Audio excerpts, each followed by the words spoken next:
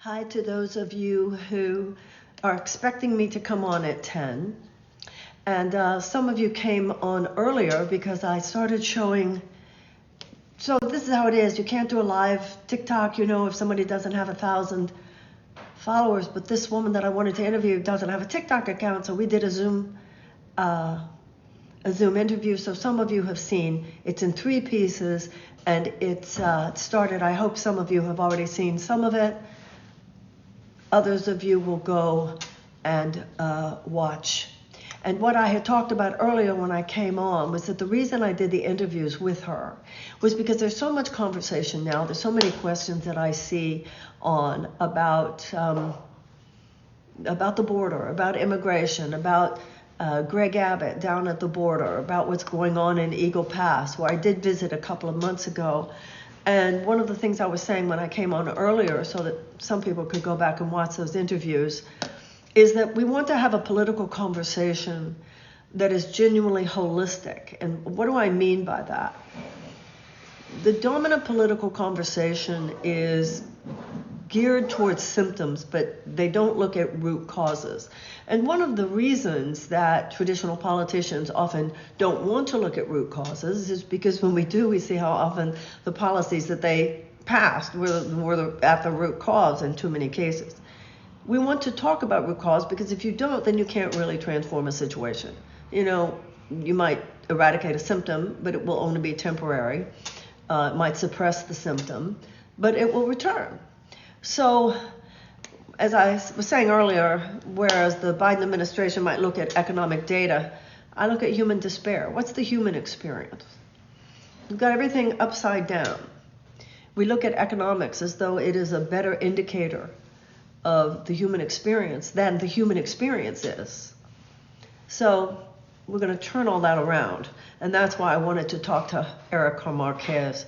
In talking about immigration, I want to talk about the human experience. So if you are not coming from having looked at those, there are 3 posts on this platform on TikTok of my conversations with immigration activist Erica Marquez, herself a DACA recipient, talking about what's the difference between documented, undocumented, and DACA-mented.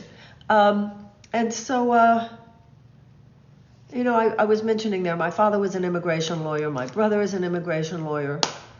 My brother used to work for Cesar Chavez. So my whole life experience, I was born and raised in Houston. So the story of the immigrant was always very close to my family. And I've never been able to buy the propagandistic narratives that the political system perpetrate. And that was true for me in a lot of things. When I was young, we traveled. My parents were really world travelers. They just went everywhere. And during the summers, we would travel a lot. And because when I was a child, I traveled other places in the world as much as I did, and I'm sure that's true of some of you as well, if your parents were in the military or whatever, you don't look at the world the same way. You don't have the same myopic view. And it's so important because particularly when it comes to political issues, if you look through the filter of the worldly narratives, so often you just miss out on what's most important. And when you miss out on what's most deeply human, you are missing out on what's most important.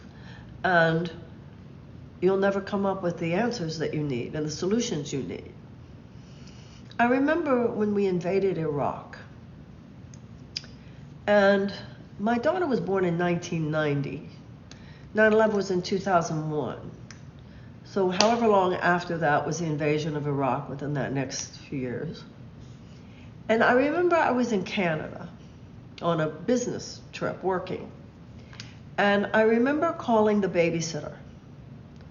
And because they had started showing the bombardment of Baghdad. And you could look at it on television. You don't know the difference between bombs and firecrackers going off if you're just looking at the television, right? Just lights in the sky. And I remember calling the babysitter and saying, whatever you do, don't let her watch television. Don't turn on television. I don't want to see this. Make sure the TV's not on. And the babysitter, why? I said, well, they're bombing Baghdad. They're actually bombarding Baghdad. She went, oh. Like no deep realization of what that meant. And I remember thinking, that's probably how most Americans are looking at this. Oh, people in their homes. And remember, we did nothing to that. I mean, that country had done nothing to us. They had nothing to do with 9/11. They didn't have any Al-Qaeda. Saddam Hussein was a secularist. He didn't like Al-Qaeda. He also was a buffer. He kept Iran at bay. But I realized that the average American wasn't thinking what was happening. We were bombing people in their homes. They had nowhere they could go. Women with their babies and children and men and families. And we're just dropping bombs on them. They'd done nothing to us. And I'm sitting here like, don't let my daughter see that, thinking, oh, it would be such a trauma for a child. Because she had a mother who would make sure she understood. Well, I didn't want to understand. That was the point. At her age, I didn't want. And I thought to myself that that was the deeper problem with this country. That we become so emotionally buffered from the suffering of other people.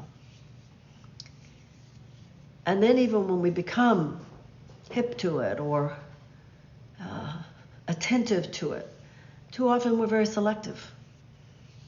Like the suffering of this group matters, but the suffering of another group matters less. Anyway, so that's what I had wanted to talk about in terms of the immigrant experience, in terms of DACA, in terms of what's going on at the border. But I would really like it if you saw those interviews. So I'm going to go in, I'm going to start addressing questions, and if any of you have seen those interviews and want to come back and talk about it, let me know. Okay. What were your thoughts about access to abortion? I think abortion is a moral issue. I think it's an issue of personal morality. There's personal morality and there's public morality. I think that's personal. I think a woman in communion with the power of her own heart, her own conscience, her own God of her understanding, whatever, her own whatever, should make that decision. And I don't think the government has any right whatsoever to weigh in. And I trust the moral decision making of the American women.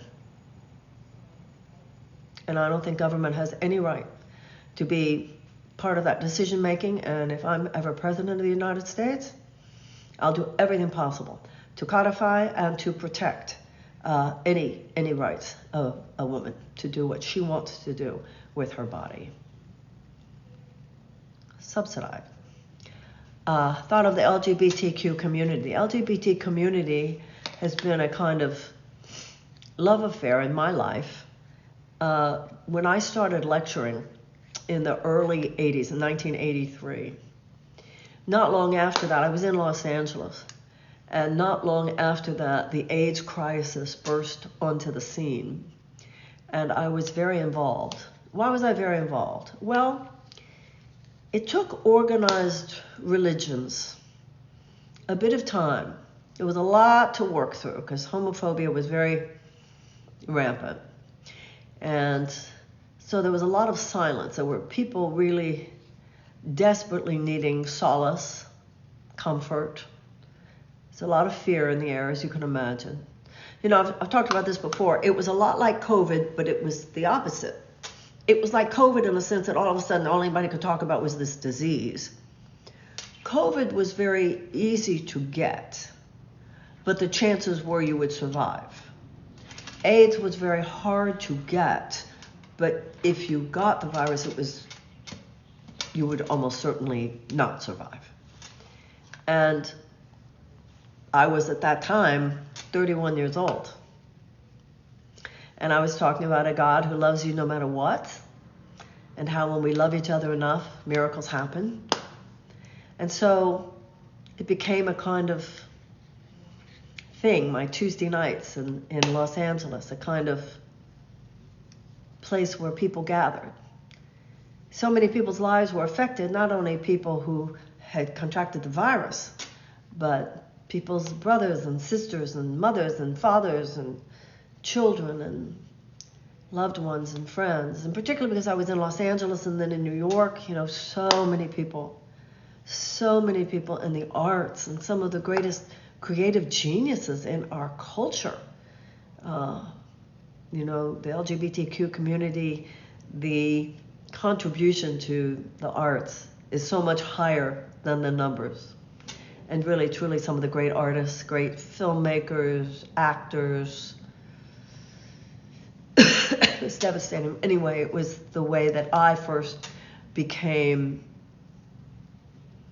I mean, I'd known gay people before, but it's never been my life before. It became my life. And my best friend, my daughter had 5 gay men godfathers.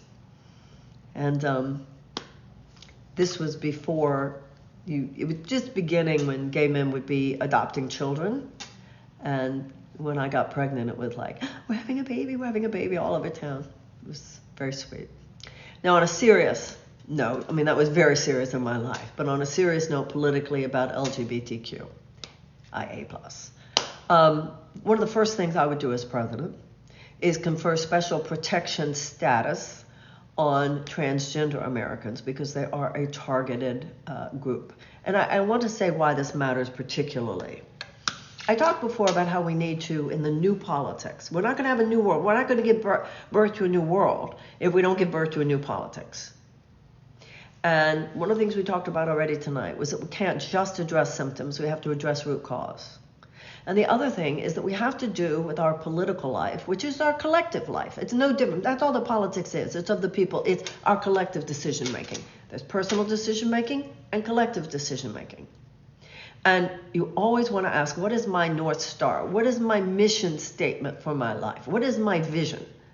What are the principles on which I purport to stand? And America's mission statement is our Declaration of Independence. Abraham Lincoln said it's an eternal rebuke of all systems of tyranny and, what did he say? Tyranny and not injustice. Tyranny and oppression, tyranny and oppression. One of you might look that up. Eternal rebuke to all systems of tyranny and oppression. I'm sure it's oppression. And the first sentence is, all men are created equal. We hold these truths to be self-evident. All men are created equal. And that is essential. That it does not matter. Once again, let's be clear. We're not stupid here. Nobody is saying that we have ever fully actualized this. But the journey of America is the effort to actualize it. And let's not forget how many people have struggled and sacrificed and even died in the service of actualizing it, that all men are created equal. All men are created equal. Therefore, you cannot have slavery. All men are created equal. Therefore, you have to let women have the right to vote. All men are created equal. Therefore, you cannot have segregation, and so forth. So, hello, that has to apply to sex and sexuality as much as to anything else. All men are created equal. That, it might seem like no big deal now, but I was there, I get it, I remember it. Oh, should gay people be able to marry? I never saw why wouldn't they be? Because to me, Declaration of Independence, all men, inalienable rights of life, liberty, and the pursuit of happiness. Marriage is for many people the way they pursue happiness. End of story. So, as Martin Luther King said, injustice anywhere is a threat to justice everywhere. So that's why this transgender thing is so important.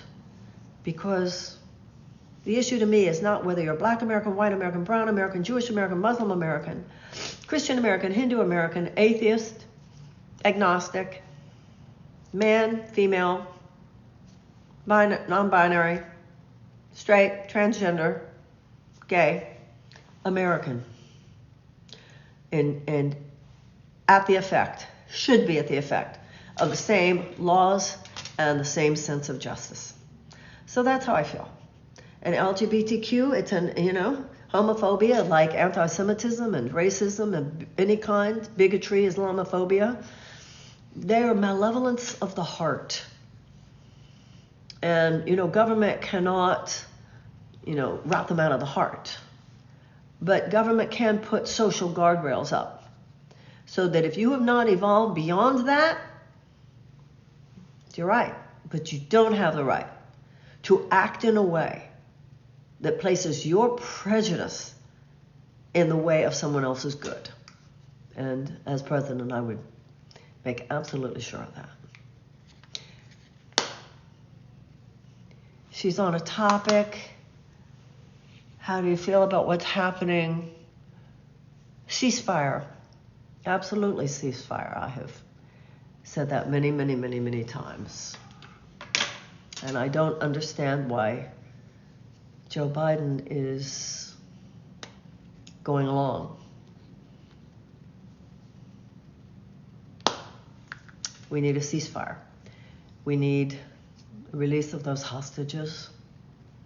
And we need the architecture for a two-state solution. It's the only way. There never was a military solution in this situation in the Middle East, and there's not a military solution now. It's tragedy, and we need a ceasefire, release of the hostages, and architecture for a two-state solution.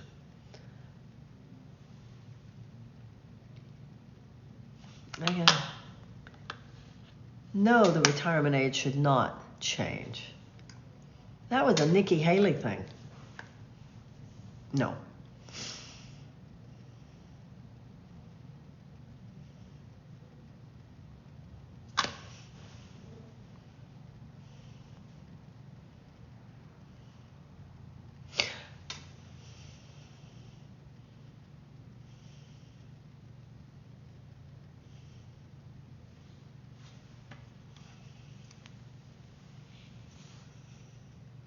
Why didn't I call for a ceasefire from the beginning? I not only called for a ceasefire from the beginning, I called for a ceasefire before they even invaded, when there was talk about an invasion.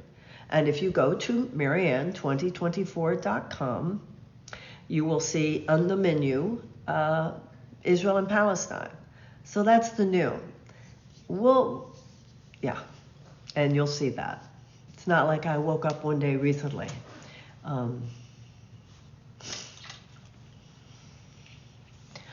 I'm trying to look for something.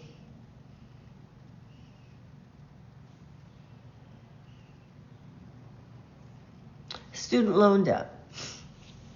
If you look at let me go back here on the student loan debt, and we were talking before about symptoms and root cause. Why do I have a problem with the student loan debt? Why do I have the problem with this over $1 trillion debt? Why do I have a problem with the fact that tens of millions of mainly young people, some older people, some baby boomers, but primarily young people are carrying those debts? My biggest problem with them is that they should never have been there. They should never have occurred. Before the 1970s, we had a system of tuition-free and near tuition-free college in this country. University of Florida, University of California, University of Texas, and probably others. This was the tentacles of that malevolent brand of vulture capitalism, which is like a heat-seeking missile. Where is there a profit center? Where is there a profit center? It's mindless. It's beastly. Always looking for a profit center. Where are you going to find a best profit center? Often where people are the most desperate to have something. So young people who are, all they're trying to do is self-actualize. Remember that life, liberty, and the pursuit of happiness thing? All they're trying to do is self-actualize, make their dreams come true. Public policy should set young people up to win, not cut them off at their knees. Our country, people say, our country should be run like a business. Our country should be run like a family, like a fiscally responsible family. Nothing is more important than your children. A country needs to take care of its young. We treat our youth of this country like, I don't know what that's about. But young people in America should feel like the entire society wants you to make it, wants you to make it happen. And that's what public policy should do. And that's why we should have tuition-free college and tech school, which advanced democracies have. And Debt is crippling. Debt is crippling at any age. But to be in your 20s, carrying tens of thousands of dollars of debt.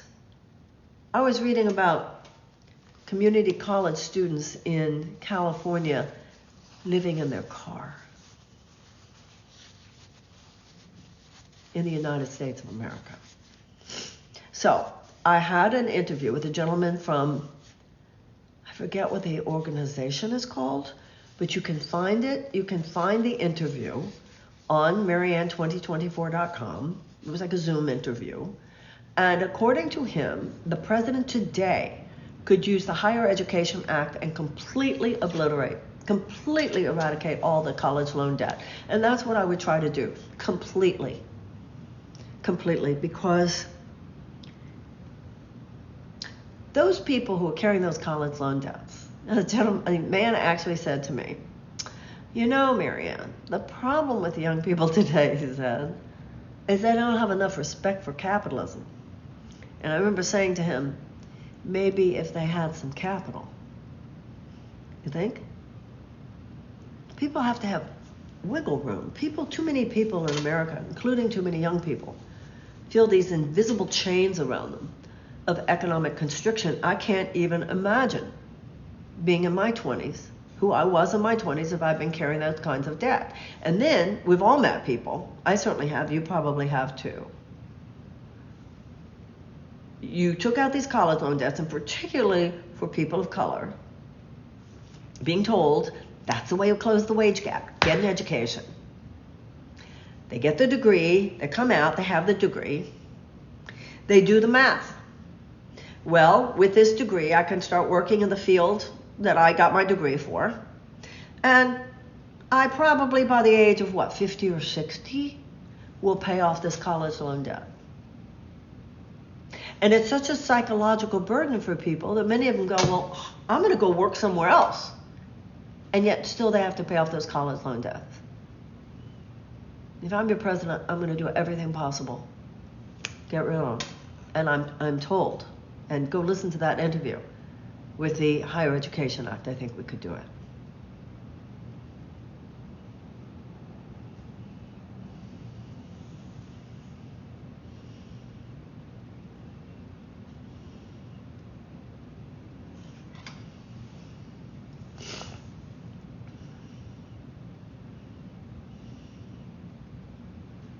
Well, in terms of the primaries, so Saturday is South Carolina.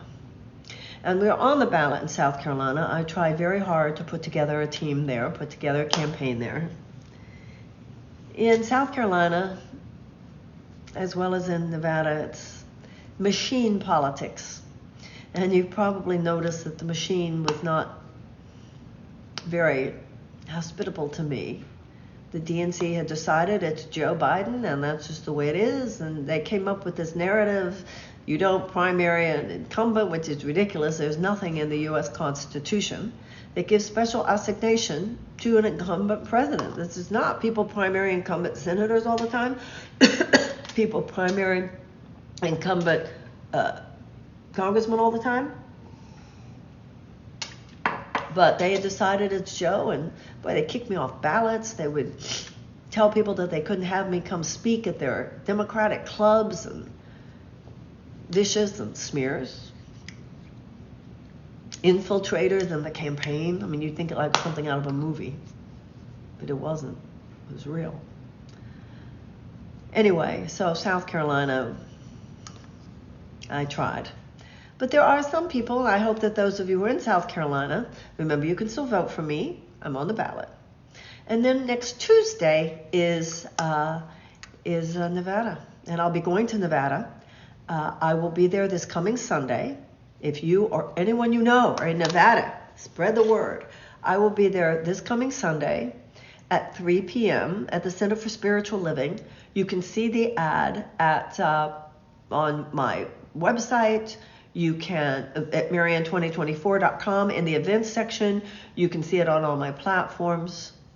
I will also be doing something on Saturday night at I think one of the libraries there, a panel on Yes on 3. Let's talk about the Yes on 3 going on in Nevada. So in New Hampshire, they have an open primary. So an open primary means a Republican could vote for a Democrat, an independent could vote for a Republican, anybody can vote for anybody. But in Nevada, they have a closed primary. So a closed primary means that you can't vote in the Democratic primary unless you're a registered Democrat. You can't vote in the Republican primary unless you're a registered Republican. So what about the 700,000 people in Nevada who are unaffiliated or independent voters? They don't want to register as either a Democrat or a Republican. They are completely disenfranchised. So what you can do, if you're one of those people and you want to vote for me, become a Democrat for a day. You can do it online. You can do it in any polling station. Become a Democrat for a day. If it feels good to you, stay a Democrat. If it doesn't, go back to being an independent.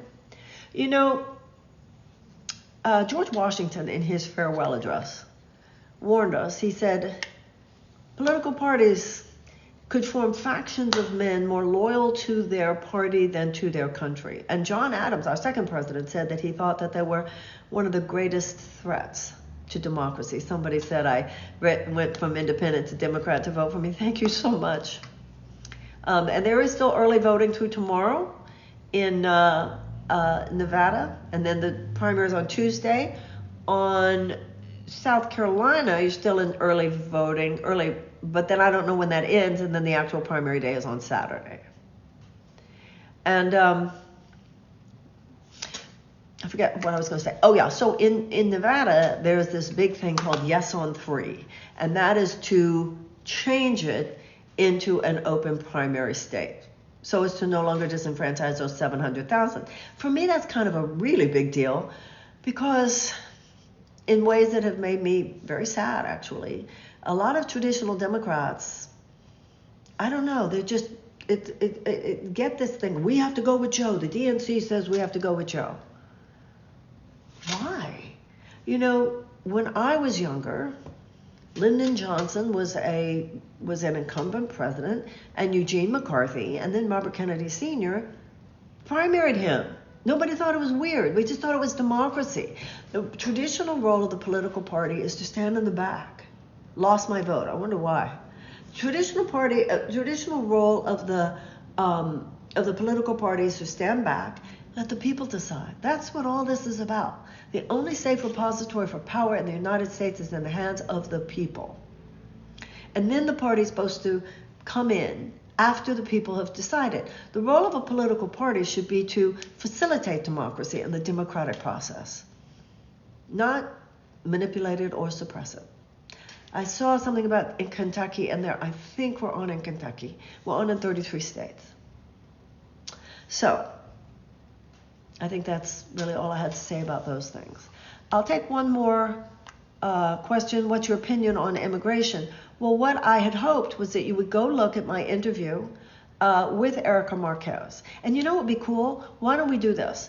You can look at all those 3 interviews, and then we'll continue the immigration conversation tomorrow night, because I'm going to be really interested in what you were saying about that. And yes, I do not believe that the United States should be supporting the current action in Gaza, either militarily or financially. And I say that as someone who loves Israel. We must love the Israelis, and we must love the Palestinians. And we as a nation must be equally robust in our commitment to the peace and the security and the safety and the sovereignty of both peoples. How do you plan on solving inflation? Well, this is the deal with inflation. Inflation, to some extent, is cyclical. So to some extent, it's going to happen. As we know, debt fed very deeply by corporate greed, which is endemic to our society, unfortunately. But the bigger problem is not just that inflation comes and goes. The bigger problem is that for the majority of people, they can't absorb it. So what I'm going to do is create an economic U-turn. Universal health care, improved Medicare for all. What does that mean to say improved Medicare for all? It means it will include eyeglasses, include hearing aids, include dental, and include mental health. Tuition-free college and tech school, removing the college loan debt, guaranteed sick pay, subsidized child care, paid family leave, guaranteed affordable housing. We have a housing emergency, not just a housing crisis in this country. We have a housing emergency and guaranteed living wage. Now, some people say, oh, she can't do all that. Well, no president has a magic wand. We don't want a president to have a magic wand in this country. There are 3 co-equal branches of government. But what a president, particularly a presidential candidate, does, this is my vision. You articulate a vision. This country has gone so off the rails in the direction of oligarchy. What is oligarchy? Oligarchy means a few rich people control everything, which is the opposite of democracy. Democracy is supposed to be all of us have an equal voice, rich, poor, no matter who you are. But so much money now floods that system, particularly since Citizens United. Louis Brandeis said, you can have large amounts of money concentrated in the hands of a few, he said, or you can have a democracy. You cannot have both. You cannot have a thriving democracy where you do not have a thriving middle class. So it's not just tweaking it here and tweaking it there. That's Joe Biden. Doing what you can to help people suffer less. I want to do more than help people suffer less the effects of an unjust economic system. I want to end the injustice. So it's an entire plan. Economic Bill of Rights, all the issues that I said, all of which are considered moderate in every other advanced democracy. And then inflation will still happen at times, but it'll be the difference between, oh, I might not buy that this month, and, oh my God, will I lose my house or will I lose my apartment? Okay, I think I've probably been on enough tonight.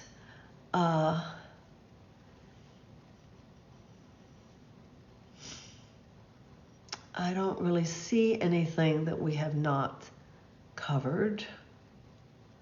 Thank you. Thank you. Some of your comments are so kind. And I hope you know how much that matters to me.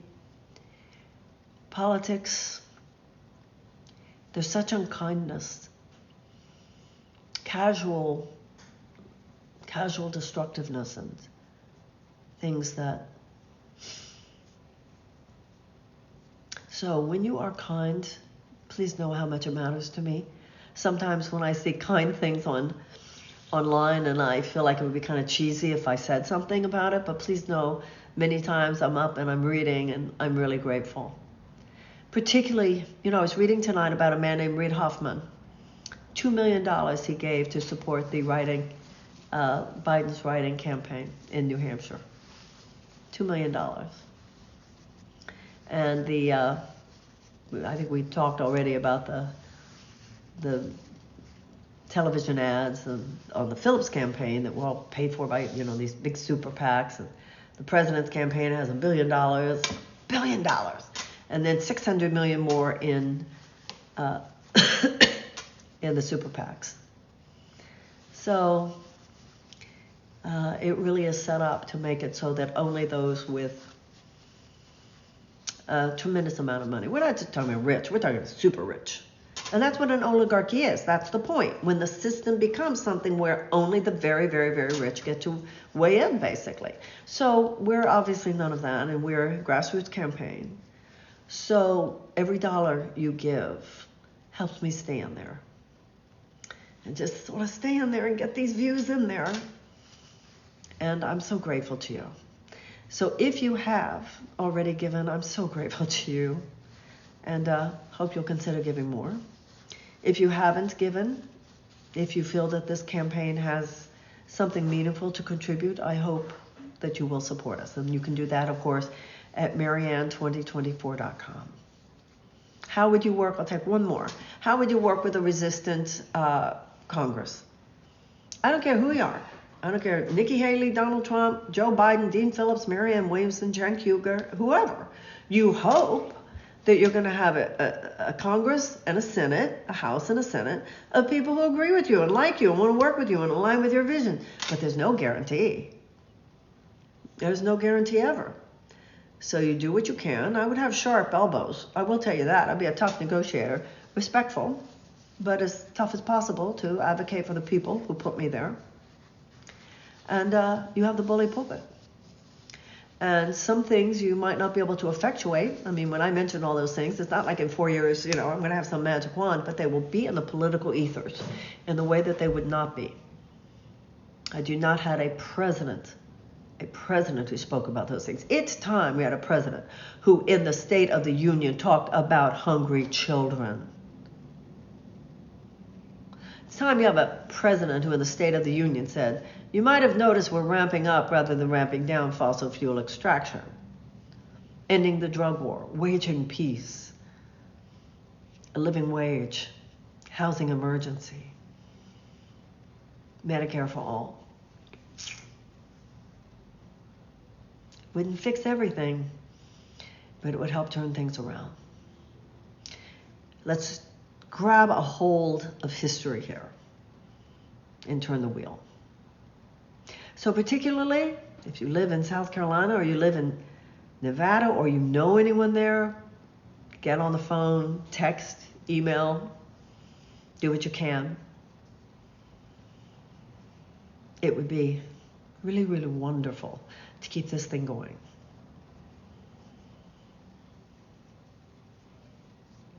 Much love to you. Have a wonderful, wonderful night, and may all your dreams come true. See you tomorrow night, 10 o'clock.